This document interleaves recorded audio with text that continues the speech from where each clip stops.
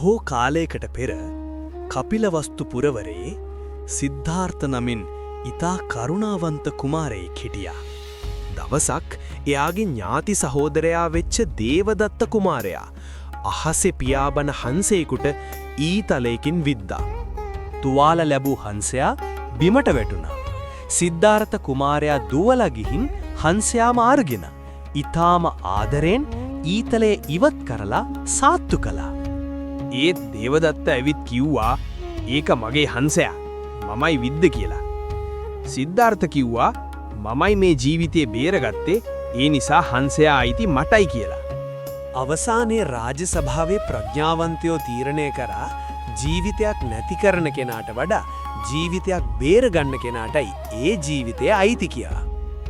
සුවය ලැබූ හංසයා නැවත පියාඹා ගියා. අපිටත් මේ කතාවෙන් ඉගෙන ගන්න තියෙන්නේ හැම ජීවියෙකුටම කරුණාව දක්වන්න කියලයි.